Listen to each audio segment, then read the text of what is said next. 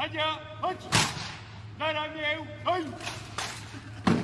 Prezentuj, chodź! Na lewo, chodź!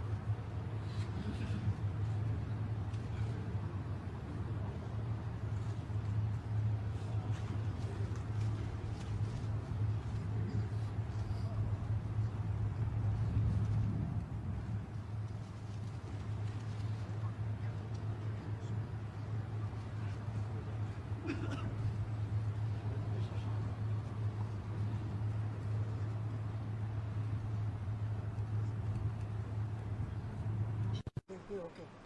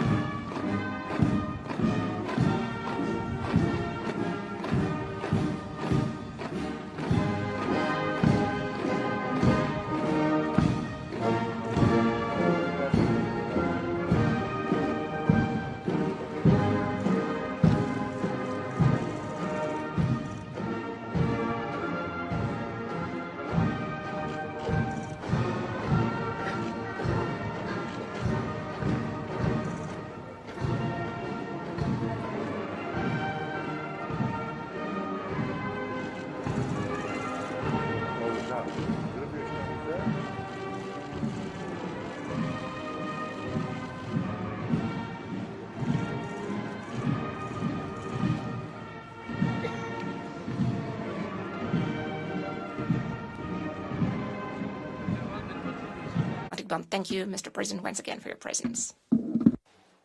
Mr. President, Dziękuję bardzo, panie prezydencie. 25 years ago, when I spoke at a university here in Warsaw, after having led the effort for Poland to join NATO, I used the phrase, and my ambassador reminded me of this. I started off by saying, for your freedom and for ours. For your freedom and for ours. I meant it then, and I mean it now.